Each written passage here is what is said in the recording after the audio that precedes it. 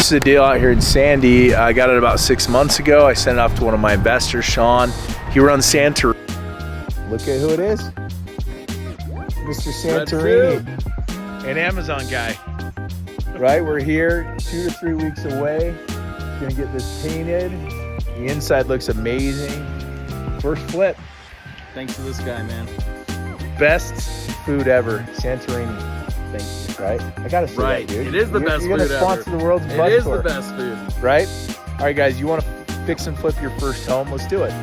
Go. Hopefully, make a few bucks along the way. You learned a lot. It's a lot different working for other people than doing it yourself. Totally. This guy's negotiated. His negotiating skills are very good. 50 grand to do this, right? Yeah, that's what we're calling it. All right, let's go, baby. Santorini, it's one of the best Greek restaurants I've ever eaten at. So good. If you're in Utah, he's got tons of locations. You got to check it out. Any of this stuff with Real and the Jazz and all sorts of stuff. But check this out. So we've got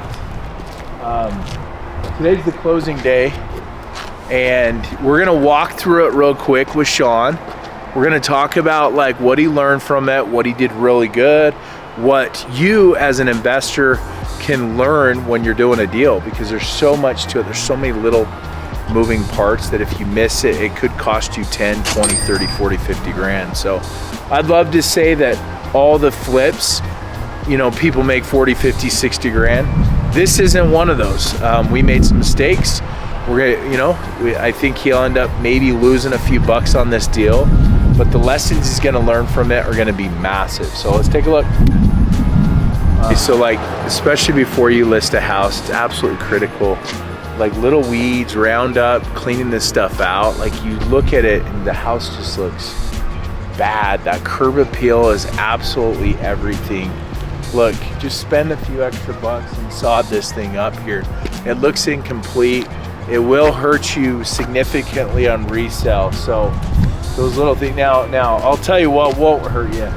That won't hurt you right there, right? That won't hurt you. No, I'm just messing. It was good, huh? My man Sean's doing his first flip, and we're gonna talk about it very briefly. We'll go through the flip, check out what we learned, what we did. We're out in Sandy, Utah. Yep. I brought you the deal. You did. Decent deal. Scooped it up all in. You're about 525. 525. Yeah. 525. Our numbers were anywhere from like what 670, probably like 660 to like 750. Yeah. Is kind of our number, because it's this area out here, depending on how much you want to put. I mean, you put a new roof in. Yeah. That's kind of what the comps were saying. Right. So you scooped it up. You found a hard money lender, which was awesome. Yeah. And then you found a team to kind of help you out with the deal. Yep. Talk about that. Yeah. So I found a hard money lender.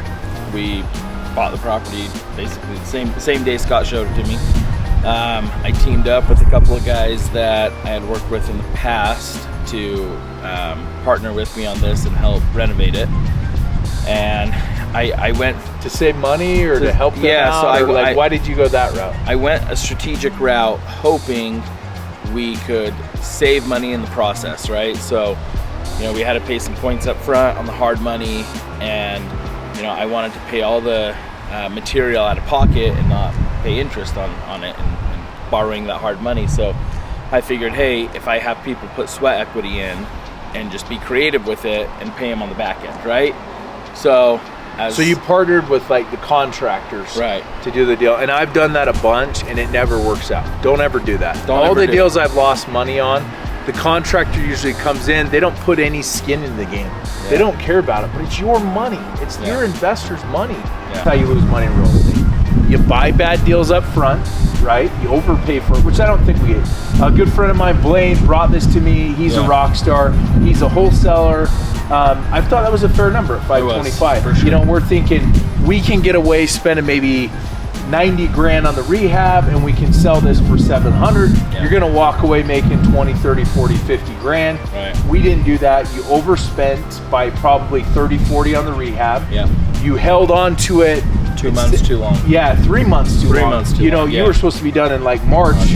We're now here in June. Yeah. So that's gonna eat you up with the hard money cost. Yeah, that was 15 grand there, yeah. We got an offer at 709 right away, immediately. First 709. Brought you an offer. Somebody came in here They're probably looking at the yard, other stuff. Dad said no, even before an inspection. Yeah. And now we are under contract at $675. So that's close to what, $35,000 swing by construction issues right there, which is massive. Plus holding on to it as long as an extra 2 months. Yeah. An extra 2-3 months. Yeah. So just little things like that can affect you. So not the best relationship up front, not the best quality of work, but we did some amazing things on the inside. You did some amazing things. Thank you. So we're gonna take you through. We'll show you the process. Bought it for $525, selling for $675, $150,000 spread. So normally you think, oh, I made all this money, but all that stuff adds up. Yeah. So we'll talk you through, we'll break it down. This actually isn't gonna be a money maker. You're actually gonna lose money on this deal. Yeah. This sucks. Sucks for me, sucks for him. When clients lose money on deals, if they're good dudes, I'll work with them on the commissions, which I did. We did, yeah. You know, I've got some of my costs, but I'm not gonna take a big commission if we don't make money on this deal. But at the end of the day, we both learned a ton. You did a really good job on some interior. Did you do that all yourself, or do you have someone help you? On what? On The light? power room? I haven't been in here. The garage door.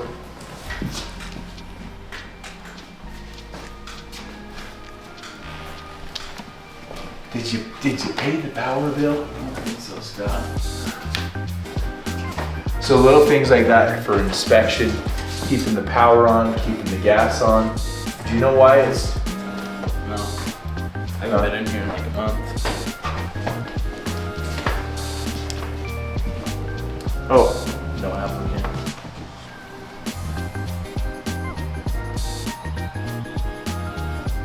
so that's why the power.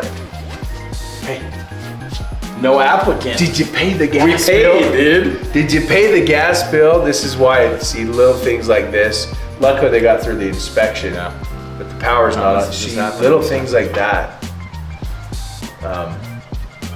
Dude, I'm gonna get a call. I promise you I'm gonna get a call from the realtor, and I'm gonna have to do my Houdini to make sure that But they everything's. just had an inspection. This is 531. No, but the inspection was before then. Before May 31st? No way, dude. Yeah. It's the 17th. I know.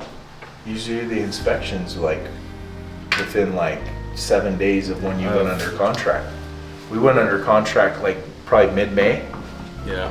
So I guess anyway, you're right. but worked out in your behavior. But yeah, get those other things. All right, so let's take a look. It's kind of dark here. Let's keep the doors open.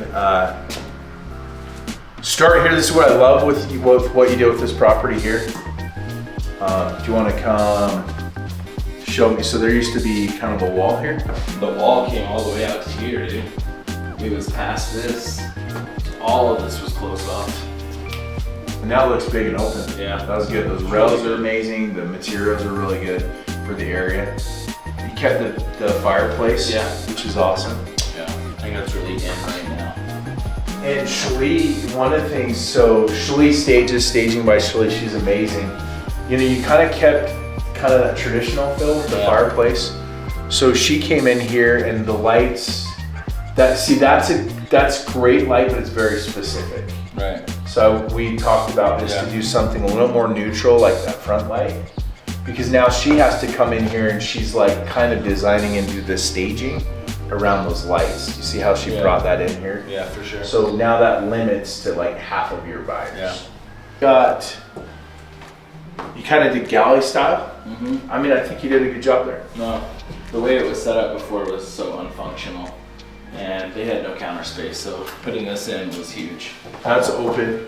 Yeah. We talked about that. And then also too, we didn't really figure out it looks incomplete. It's like, what's that supposed to be? Where is it supposed to go? Yeah. Those are issues the realtor has to deal with on the back end. Obviously, this is where the refrigerator goes.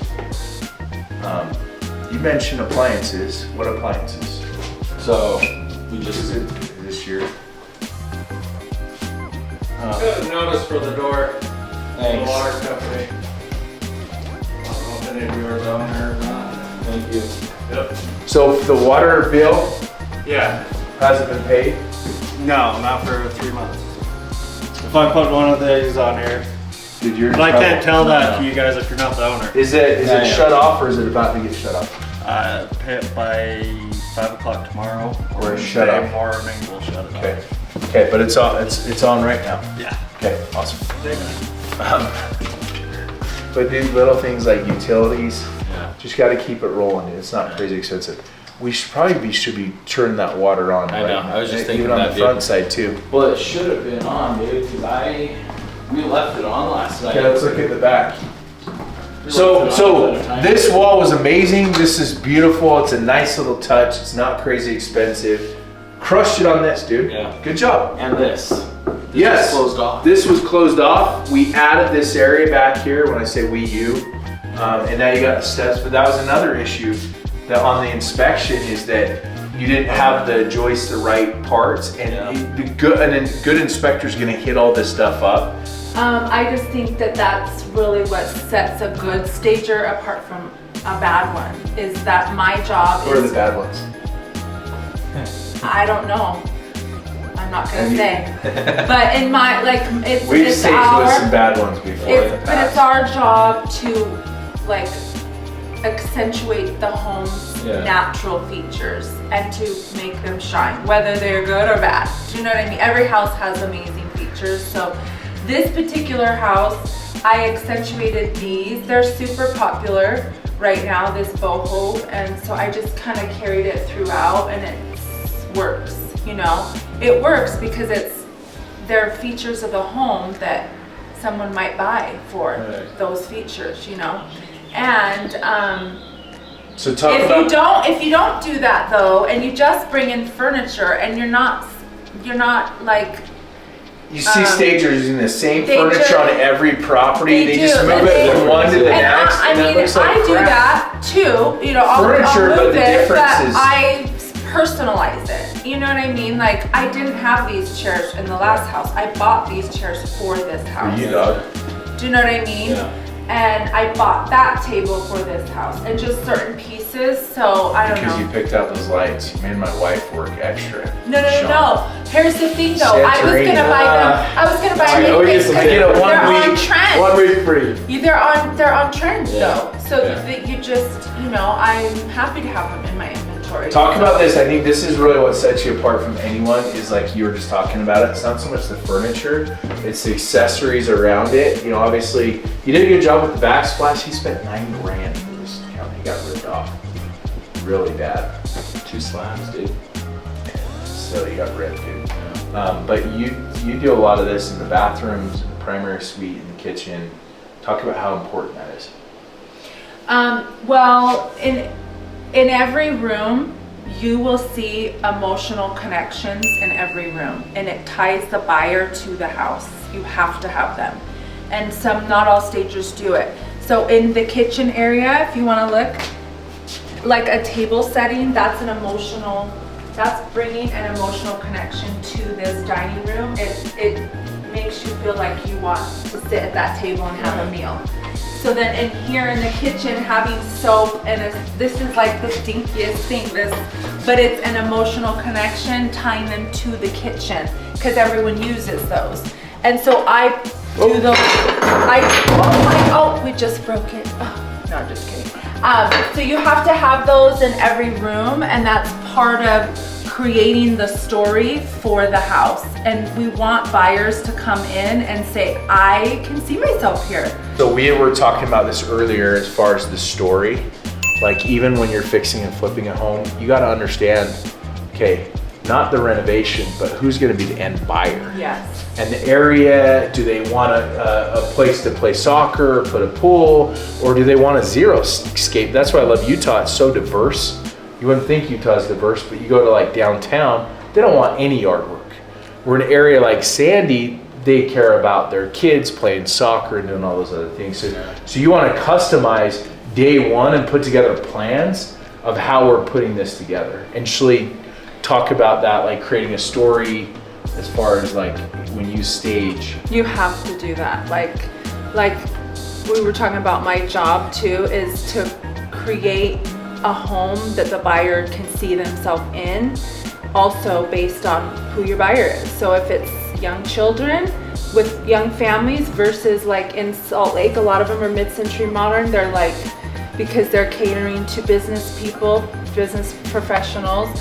In Hooper, we did one time, and it was in farmland. I'm not gonna do a mid-century modern in a place that's got a bunch of farm. And we did do a house. Well, and that crushed us too, because I had We did do a partners. house out there. We had a stager who we love. I had but it was partners. staged modern, and then it sat, and then I came in and staged it to match the buyer, and we did all farmhouse, and it sold pretty quickly after that. Yeah, that's with partners too. I had partners on that deal, and they wanted to use somebody different that didn't tell the entire story. They came in, put their stuff, and that wasn't renovated good. That one was not very good. So staging will actually hide a lot of imperfections that we needed, and somebody just came in there, put that in, and after like 2-3 months, we ripped the staging out, we restaged it with her stuff, and literally within that 30 days, we got another offer, but it cost us so much time and money, and we had to pay for staging twice. So I'm adamant about it. Do not destage the property until they've done their final walkthrough, because when they do the final walkthrough and it's been staged beautiful, all of a sudden it's an open canvas. They're like, this isn't the house I bought. Yeah, it's buyer's remorse. Yeah, buyer's, because it looks completely different. Like, they're like, that's not what I purchased. Do you know what I mean? When you take that away. So it's important to leave the furniture in as long as you can. So especially after due diligence, make sure you do that, and then get a higher earnest money. So if they do walk, at least you get, 5, 10, 15 grand on the backside when you're negotiating. So negotiating strategy, if you don't get your exact price that you want, get the terms you want. So it's like, okay, cool. I know you wanted 500 for this home and we're at 520. Okay, we'll give it to you for maybe like 512, but you need to give us a $10,000 earnest money and make that hard. All right, so a couple quick tips when you're buying a property. I like properties that have open floor plans. I like ramblers. I like that they have RV pad off to the side, and that they're in areas that are by schools. They're close to restaurants, but they're not too close. I also look at the roof. I look at the HVAC. I look at the things that you spend money on that ultimately aren't going to cost you a ton of money to repair, but aren't going to give you a ton of return on the backside. Listing, make sure you get the landscaping dialed in, make sure it's green, hire a professional so it doesn't look like this. That will cost you money. Make sure you have professional photography, videos, marketing, branding. It's a science in real estate. You got to find the deal, you got to buy right, you got to renovate it right, you got to do it quick, you got to do it fast. We learned so many things that ultimately cost my man a few bucks on this deal, but he learned a ton. He's ready for the next deal. So anyway, and be around experts that truly have your best interest, not people that want to work with you because of their best interest, but because of your best interest. You do that, you're gonna win when it comes to real estate. So once again, bought at 525, put about 100,000 into rehab, some miscellaneous cost, another 20 grand. It was sold for 675. My man Sean, he's gonna lose a few bucks on this deal. That's okay, he's ready for the next deal. He learned, you don't lose, you learn. And that's the name of the game when it comes to flipping homes. So we'll see you on the next deal. Can't wait to see you at Santorini. Let's go.